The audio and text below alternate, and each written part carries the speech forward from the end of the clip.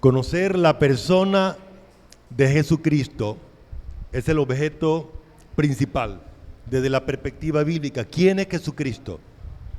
¿Quién es Jesucristo para ti? Bueno, la Biblia expresa su carácter, su divinidad, sus atributos, pero también nos explica, como en este caso hoy, Jesucristo es el Señor. La Biblia nos dice qué significa el término Señor, pero también nos da las razones por lo cual Él es Señor. Y es lo que vamos a ver entonces en esta mañana, las razones del señorío de Jesucristo. Una de las cosas que nosotros hacemos normalmente los seres humanos es que a los términos los minimizamos o muchas veces le quitamos el sentido que ello tiene. Cuando la Biblia dice que Jesús es el Señor, está diciendo que Él es el que tiene el poder, que Él es el que tiene la autoridad y por lo tanto Él es quien debe ser obedecido. Las criaturas, los siervos, los que reconocemos su señorío, nos identificamos es porque la vida de nosotros ya no es igual. Desde que entendemos, desde que encontramos a Jesús, desde que supimos que Él es el Señor, ahora entiendo que mi actitud, mi posición mental es la de un siervo, la de un obediente, no una persona prepotente. Esa es la primera cosa que ocurre cuando Jesús es reconocido como Señor. El orgullo mío queda sin razones, queda descabezado. El término Señor entonces indica el que tiene el poder. ¿Lo ha demostrado? Claro, veíamos la vez pasada, el domingo pasado, Él tuvo poder para crear todas las cosas de la nada con su sola palabra. Él tiene poder. Él tiene poder para sostener todas las cosas. Él tiene poder y por lo tanto debe ser adorado. Pero también tiene autoridad. Tiene autoridad. Ese concepto es vital. Solo hay dos tipos de criaturas delante de Dios, tanto ángeles como hombres, los que están sometidos a su autoridad y los que están insubordinados, los que se han rebelado ante ella. Otra vez, solo hay dos tipos de criaturas, los que están sometidos, los que están subordinados a su voluntad, a su autoridad, los que le reconocen como autoridad. Tú gobiernas, tú eres Señor, tú eres el dueño, y los que no lo aceptan. ¿Dónde estás tú? ¿Dónde estás tú? Entonces, Jesús es Señor porque Él es la máxima autoridad gubernamental legítima. Ahora, ¿cómo es que Jesús es el que gobierna legítimamente? Bueno, este pasaje nos lo va a explicar. Estamos en Hebreos capítulo 2. Él es el que tiene derecho a decidir. ¿Recuerdan ustedes cuántas personas hoy en día están ofendidas con Dios? Porque Dios no hizo lo que ellos querían, porque Dios permitió, hizo, decidió. Al fin y al cabo, Él tiene el derecho de hacerlo porque es el Señor. Jesús es el Hijo de Dios. Él es Señor porque es el Hijo de Dios. Es Señor por su divinidad. Él es Dios. Es Señor porque Dios también le sujetó todas las cosas bajo sus pies. Él es Señor porque es quien llevó a cabo el plan perfecto, soberano de salvación, pero también de administración del universo. Jesús entonces es la autoridad legítima. Eso es lo que significa ser Señor. Y como Él es la autoridad legítima, yo me someto. ¿Saben ustedes que la Biblia habla de unas fuerzas que no son autoridad? Por ejemplo, Satanás. Satanás está usurpando un lugar y una supuesta autoridad que no tiene. Dios no le puso a gobernar el mundo. A quien Dios le entregó la administración del mundo fue al hombre. Y Satanás entonces lo hace pecar para controlar al hombre. Me llama la atención que ni siquiera los ángeles de Dios tienen esa función. Los ángeles de Dios son más bien servidores a favor de los herederos de la salvación. Mas un ángel verdadero, un ángel genuino, un ángel de Dios no va a tratar de subyugar a una criatura humana para que lo adore. Mientras los que se rebelaron con Satanás, esa es una de las cosas que buscan, ser considerados como Dios, ser considerados como señores. Y eso es lo que también meten en la cabeza del hombre, el ser humano que quiere ser considerado como Dios, como Señor, que le den alguna clase de pleitesía, alguna clase de adoración, de reconocimiento, cuyo reconocimiento solamente debe ser dado a Dios. Entonces Jesucristo es la autoridad legítima, porque Él es superior a todas las criaturas. Estamos viendo que en el capítulo 1 y capítulo 2 de Hebreos, Dios, para mostrarnos la superioridad de Jesucristo, lo compara con los ángeles. Los ángeles son impresionantemente poderosos. Sin embargo, Jesús es el Dios hombre que creó a los ángeles, que los gobierna y que gobierna todo el infinito universo. ¿Por qué? Porque al Padre le dio la voluntad de sujetar todas las cosas a aquel que, siendo Dios, tomó una naturaleza humana y se sentó a la diestra del trono de Dios con un cuerpo como el de nosotros, pero sin pecado. Número 1, ¿por qué entonces Jesucristo es el Señor? Primero, porque Dios no sujetó a los ángeles el mundo venidero. Me llama la atención que cuando la Biblia habla del mundo venidero, parece aquí en este punto. ¿Qué viene? ¿Qué viene? Según la Biblia, ¿qué viene? Vamos a recordar un poquito. ¿Qué viene? ¿Qué es lo que viene? Viene primero, el arrebatamiento de la iglesia. Todos los creyentes verdaderos en Cristo Jesús serán sacados de aquí de la tierra para comenzar un periodo que se llama la tribulación, gran tribulación, y los colapsos de los últimos tiempos de esto, hasta que llega la segunda venida de Jesucristo a la tierra, otra vez para sentarse en su trono a gobernar la tierra. ¿Por cuánto? Por 1000 años. Después de esto, entonces viene la revuelta final de Satanás, el último momento donde se va a mostrar toda la ira. En la tribulación, Satanás rebela contra Dios, es sacado del cielo, hay una cantidad de cosas que se van a ver en la humanidad. Sin embargo, Jesús tiene el poder de mantener el control del universo, porque Él es el Señor.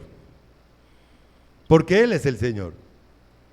Dice el versículo que Dios nos sujetó a los ángeles el mundo venidero. O sea, todo esto que está pasando hoy y que pasará en el futuro, tiene un administrador, tiene un Señor, tiene alguien que lo sujeta y que no va a ser ni antes ni después. La Biblia nos muestra que Satanás quisiera en este momentico tomar el control del mundo para expresar todo su poderío. Pero ¿qué dice Dios? Quieto ahí. Todo tiene un tiempo exacto y alguien que lo planeó y lo está administrando. ¿Quién es ese? Jesús, el Hijo de Dios. No depende de las criaturas, hermanos. La iglesia no depende de las criaturas. El mundo, el universo no depende de las criaturas. ¿Han visto a los políticos hablando, verdad? No, están preocupados porque no hay agua, no están preocupados por esto, por esto. Hermanos, son solo criaturas pequeñas. No tienen el poder de controlar el infinito universo, porque ya hay un Señor que está sentado en el trono y que lo controla todo a la perfección. Y se llama Jesús, el Hijo de Dios, mi Señor. ¿Es tu Señor? Entonces, todas las cosas están programadas de manera perfecta. Miremos la letra B para que recordemos esa gran realidad. Jesucristo es el Señor que ejecutará todo lo venidero. Lo venidero es lo que viene hasta el fin. Todo eso está basado en sus decisiones soberanas, pero también en su poder para controlar todas las cosas. Quiero pedirles que me acompañen leyendo allí en Primera de Corintios, capítulo 15, del versículo 23 al 26. ¿Listo? Todo junto dice así: pero cada uno en su debido orden. Cristo las primicias, luego los que son de Cristo en su venida, luego el fin, cuando entregue al reino, al Padre, al Dios y Padre, cuando haya suprimido todo dominio, toda autoridad y potencia, porque es preciso que Él reine hasta que haya puesto a todos sus enemigos debajo de sus pies, y el postrer enemigo que será destruido es la muerte. ¿Qué está diciendo Dios aquí? Primero, está hablando de la resurrección. Dice que la resurrección de los creyentes está programada de manera perfecta. El momento donde nosotros vamos a resucitar con cuerpo glorioso ya está diseñado, tiene un momento. La resurrección comenzó con Jesucristo. Jesucristo es el primero que resucitó. Por eso dice las primicias. Luego los que son de Cristo en su venida. ¿Cuál es la primera venida que se refiere a este término? El rapto. Y después en la segunda venida resucitarán todos los creyentes del Antiguo Testamento. Todos los creyentes de la tribulación resucitarán en la segunda venida. Pero la iglesia, todos los creyentes de la iglesia resucitaremos en el rapto para ser transformados. Bueno, si estamos muertos físicamente, porque si el rapto ocurriera en este momentico y estamos vivos, entonces nuestros cuerpos serán transformados y nos reuniremos con los creyentes que a través de estos 2000 y pico de años han muerto. Pero todo eso está milimétricamente organizado y lo está desarrollando el plan perfecto, el que está sentado ahí en el trono, el que se llama Jesús, el Hijo de Dios, Jesucristo, el Mesías. Eso es lo que Dios dice en su palabra. El mundo venidero está basado en decisiones divinas, está basado en el poder divino para controlar la ejecución de lo que ya está planeado de manera perfecta. Bueno, y dice aquí que el postrer enemigo, el último enemigo que será sujetado, bueno, mire lo que acaban de decir, todos los enemigos de Dios van a ser aplastados. Bueno, primero, otra vez recordamos, apenas la iglesia salga de aquí de la tierra, Dios le permitirá a Satanás, le permitirá al anticristo y al falso profeta gobernar la tierra por un tiempo, gobernar el mundo por un tiempo, subyugar a los hombres de una manera superior a lo que está pasando hoy en día. Todas esas estructuras religiosas que hoy en día adoran un muñeco, adoran cualquier cosa a un hombre, no se vaya a asustar porque muchas de esas estructuras se hacen llamar evangélicos o cristianos y adoran a un hombre y no adoran al verdadero Dios hombre, a Jesucristo. Y hacen un show, hacen espectáculo, lo que sea, para mantener a la gente ocupada, engañada. Pero ¿saben ustedes que en la época de la tribulación el falso profeta va a hacer llover fuego del cielo El anticristo va a tener inmenso poder dado por Satanás y van a ser adorados mucho más que lo que usted ve hoy, la falsa adoración en ese tiempo, hasta que Dios por fin lo quite. A esta trilogía de seres los va a enjuiciar de manera especial. A Satanás lo va a mandar al abismo por 1000 años.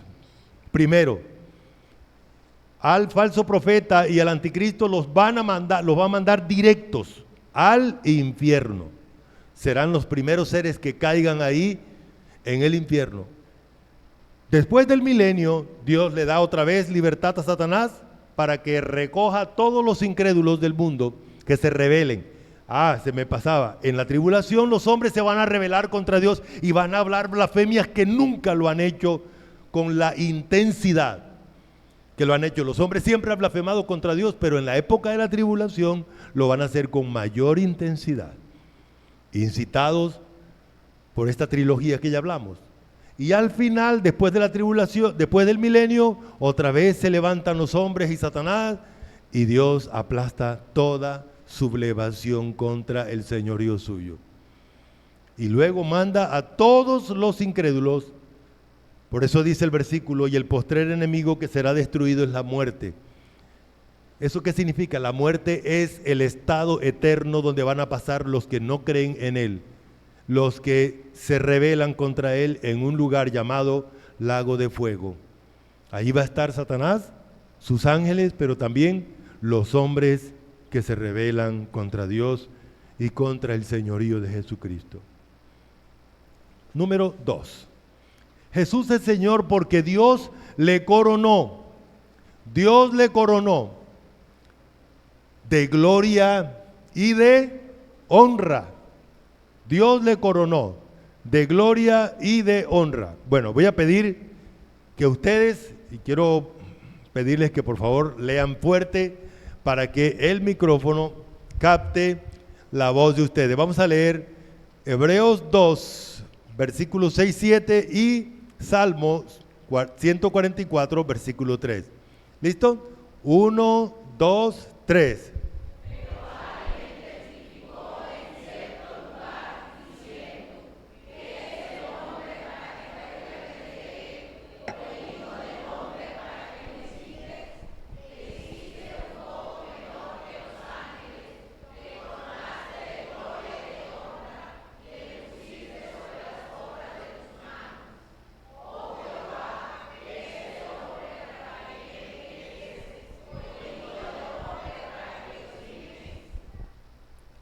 Interesante lo que Dios está diciendo en este dos pasajes. Primero, voy a leer el contexto, que es el Salmo 144, se refiere a David. Y David dice que, ¿quién es él? O sea, él reconoce que él es una persona tan baja. Primero, es un humano. Segundo, David era un campesino, una persona que no tenía incidencia, y Dios le sacó de allá de las ovejas y lo puso como rey y sujetó a la nación de Israel bajo sus pies. ¿Quién lo hizo? Dios. Pero ahora, este pasaje lo aplica a Jesús, el Hijo de Dios.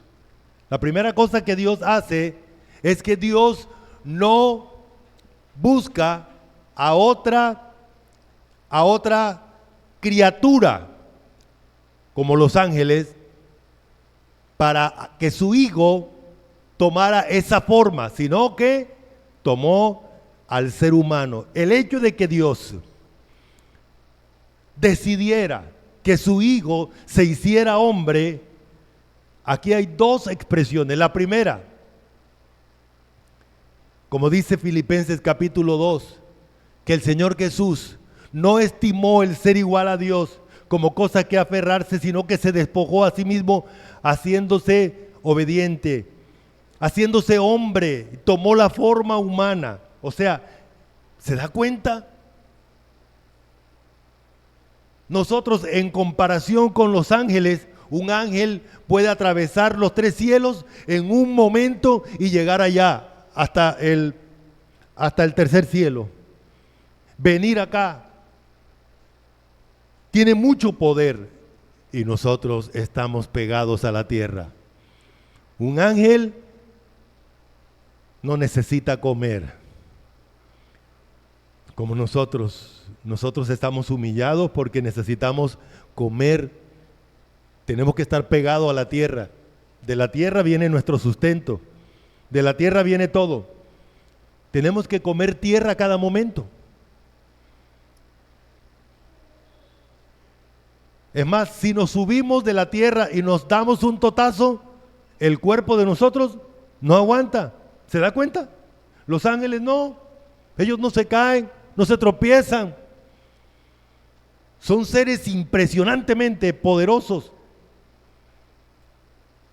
gloriosos, mientras nosotros somos frágiles, débiles, diseñados de tierra, con un cuerpo de tierra, y ese cuerpo será otra vez metido a la tierra. ¿Se da cuenta nuestra humillación? Eso es lo que significa lo que somos. Eso es lo que somos. Por esa razón Dios dice, somos nada. Y sin embargo, Dios tomó al ser humano para que su Hijo, siendo Dios, se hiciera un ser humano como nosotros. ¿Se da cuenta? Eso hace que Jesús tenga el derecho, la dignidad de que nosotros los seres humanos lo reconozcamos como Señor. Le adoremos porque Él es el único Dios hombre. Y si los ángeles, siendo ángeles, le adoran. ¿Sí recuerdan cuando nació? ¿Quiénes llegaron para adorarle? Llegaron ángeles para adorarlo. Y una multitud impresionante de ángeles vinieron hasta acá. Gloria a Dios, ha nacido el Salvador, el Señor. Ellos decían que Jesús es el Señor. Y si ellos, siendo ángeles, y que Jesús no se hizo un ángel, sino que se hizo un hombre, lo adoraban, cuanto más nosotros. Y eso es lo que está diciendo este pasaje. Dios nos valora a nosotros, o sea, nos da una dignidad al hacer a su Hijo un hombre. Y vale la pena recordar esto. Los que dicen que Dios maltrata a la mujer, lo que Dios desprecia a la mujer, mire, ¿de dónde sacó Dios a su Hijo, el cuerpo de su Hijo? ¿Del hombre o de la mujer? De la mujer. Dejó al hombre de lado y en una mujer formó el cuerpo de su Hijo. Esa dignidad no se la ha dado Dios al masculino, sino a la mujer. Por esa razón María es bendita sobre todas las mujeres de la tierra, porque ninguna tuvo el privilegio de tener al Hijo de Dios, al cuerpo perfecto, sin pecado, porque todas las mujeres que han dado a luz después del pecado de Adán y de Eva han tenido en su cuerpo a un ser humano pecaminoso ya, porque en maldad he sido formado, en maldad me concibió mi madre. ¿Se recuerdan? Salmo 51.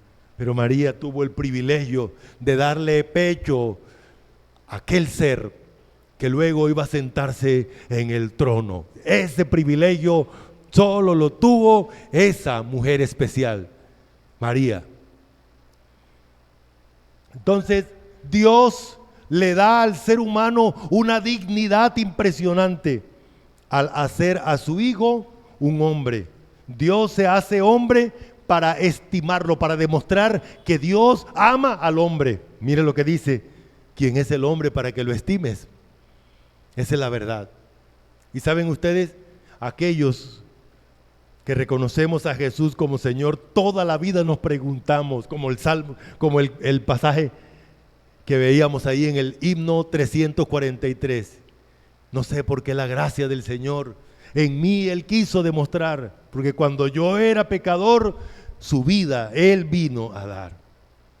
Hermoso himno, apropiado para recordarnos que el amor de Dios estaremos conociéndolo para siempre, por la eternidad. ¿Cómo es posible que Dios nos haya amado tanto, que haya dado a su Hijo a nuestro favor, que haya decidido hacer a su Hijo un hombre?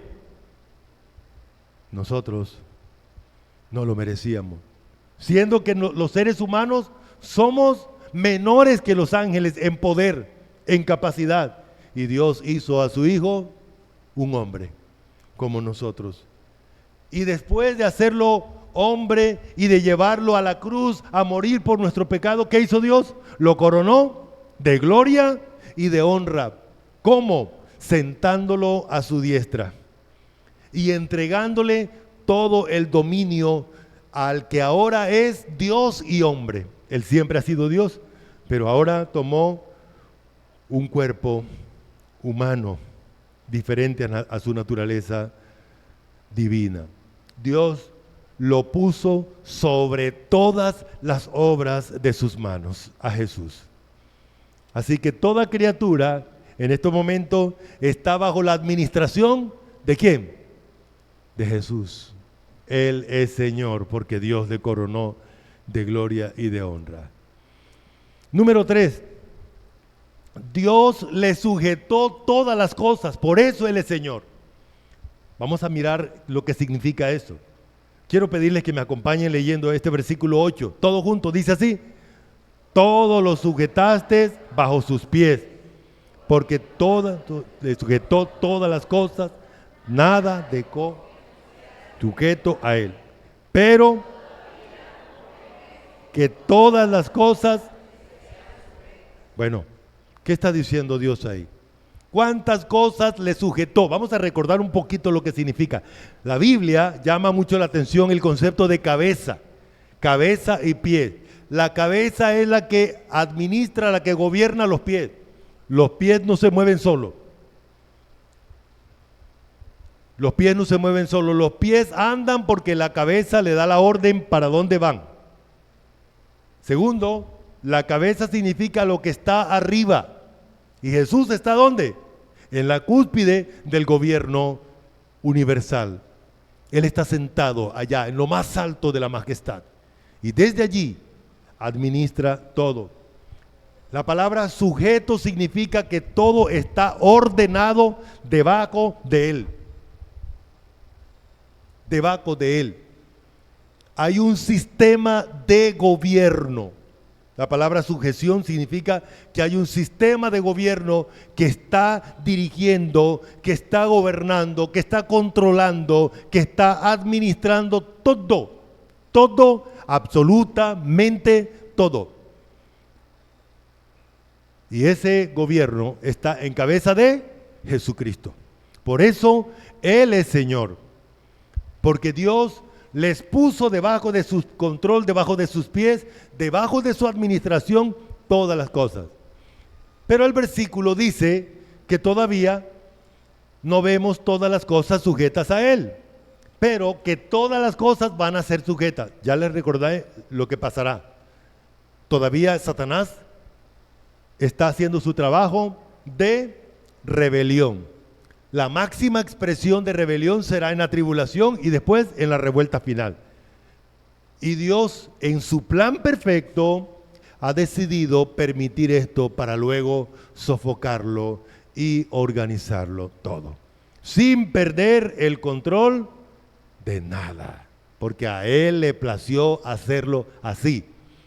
Todo está perfecta y milimétricamente ordenado por Él.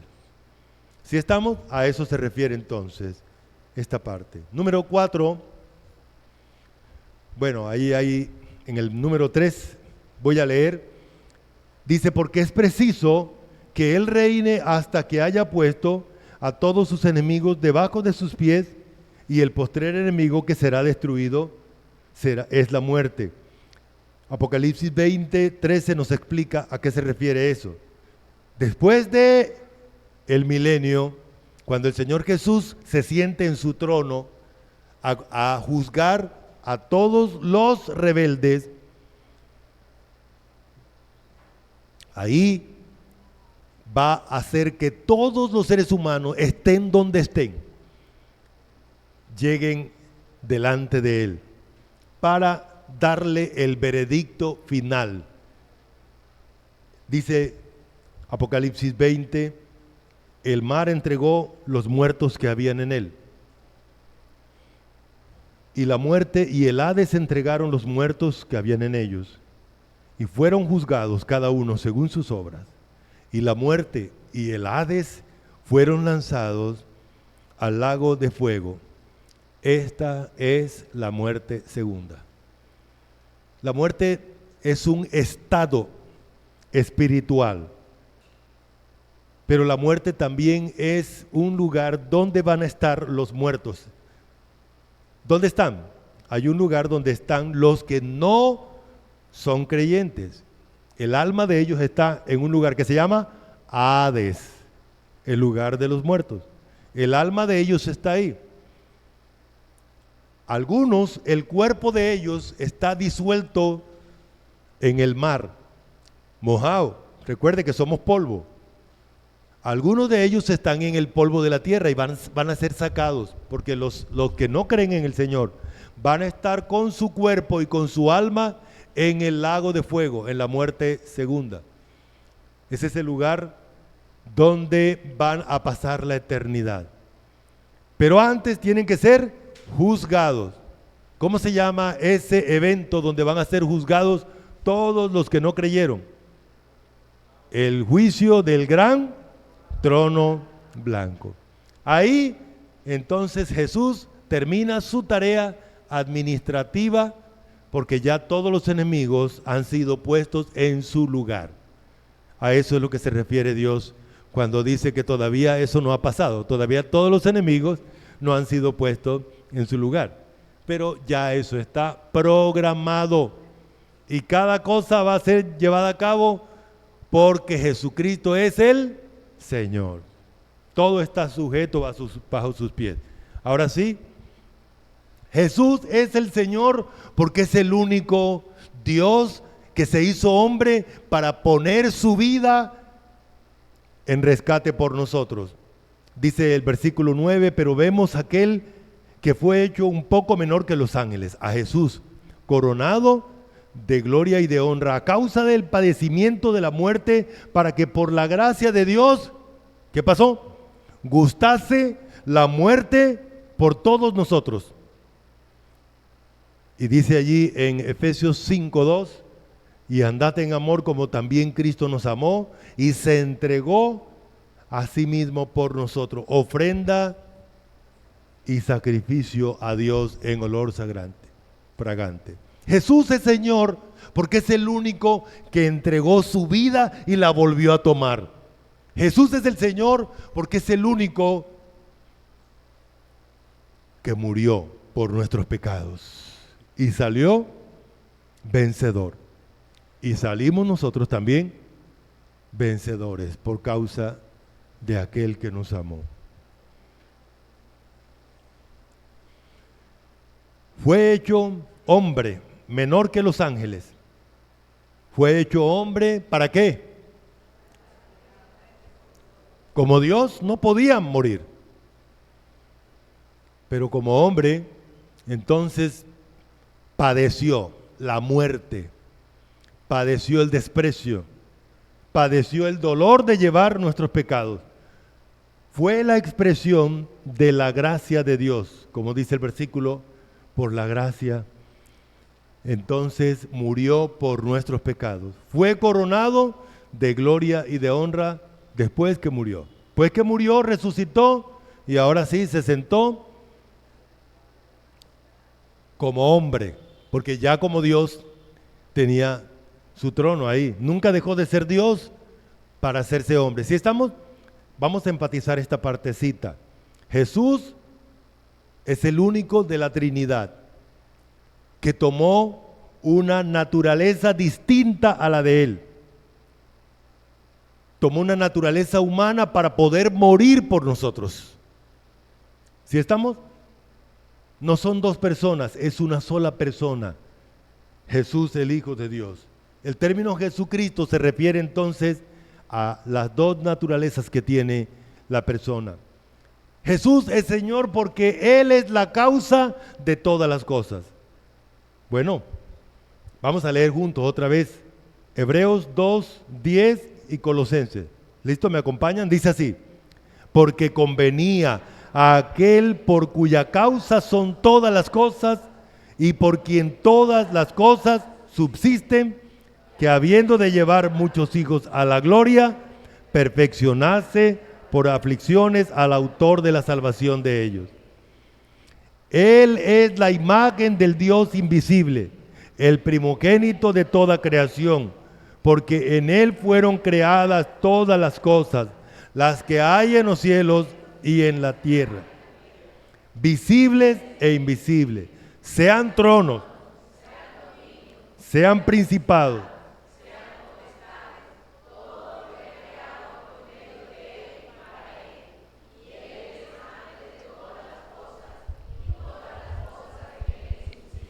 cuando usted padece, cuando usted pasa por alguna dificultad y entonces se pregunta, ¿y por qué a mí? ¿Cierto? Otra vez no salgo de una y estoy metido en otra. Pues mire, déjeme recordarle, el hombre sin pecado, perfecto, el Dios hombre fue perfeccionado por medio de,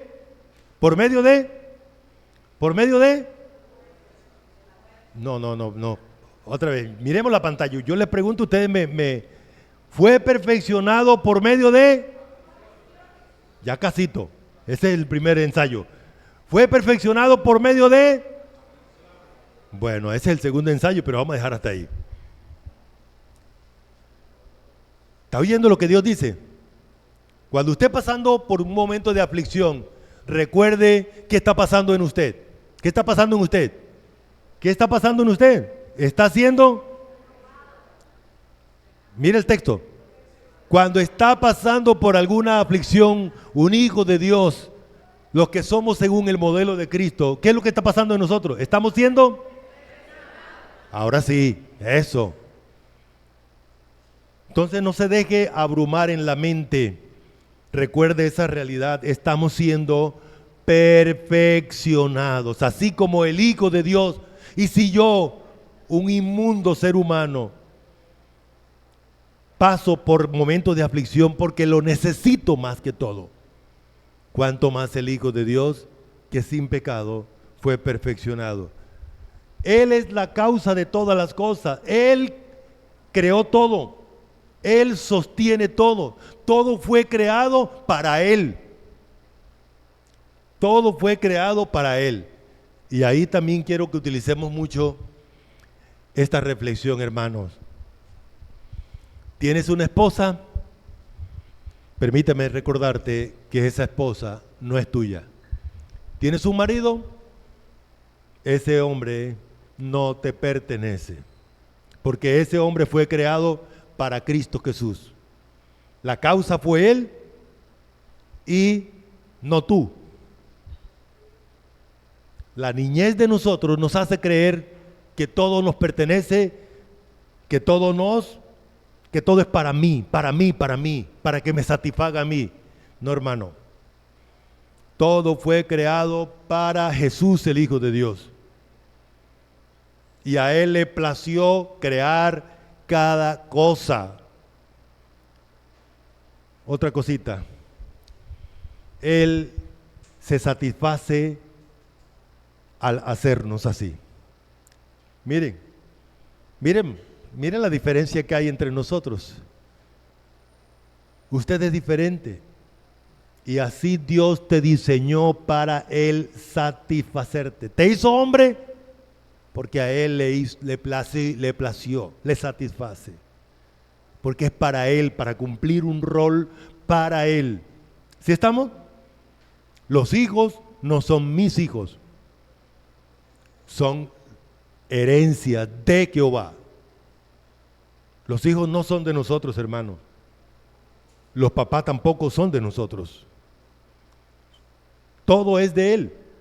Todo es de Él y para Él. ¿Sí estamos? Él es el Señor. En estas cosas debemos adorarlo, reconociendo que Él es la causa y Él es el objeto por el cual todas las cosas fueron creadas. Número 6. Todas las cosas subsisten por Él. La palabra subsistir significa que Él sostiene todas las cosas. ¿Con qué las sostiene? ¿Con qué las sostiene? Con la palabra de su poder o con su palabra poderosa. Con su palabra poderosa. Amados hermanos y amigos que están aquí esta mañana, Jesús es Señor porque es el único Dios y hombre, que está sentado allá, en el gobierno universal, al lado del Padre, a la diestra de la majestad en las alturas. Jesús es Señor porque el Padre, que es su autoridad, le sujetó todas las cosas bajo sus pies. Jesús es el Señor porque Él es el origen, Él es la causa y Él es el que sostiene todas las cosas. Ahora yo te pregunto, ¿Jesús es el Señor de tu vida? ¿Jesús es el Señor de tu vida? Pues si es así, créele y obedécele humildemente. Padre, gracias por oírte, gracias por tu palabra perfecta, gracias por tu palabra contundente que llega a nuestras vidas, derriba el ego, los pensamientos orgullosos de nosotros, prepotentes. Gracias porque todo es tuyo, gracias porque todo es para ti, gracias porque Jesús es el que gobierna, gracias porque Él es el que tiene el poder, el control de todas las cosas y nosotros tenemos el privilegio de ser tus hijos y tus siervos. En el nombre de Jesucristo. Amén.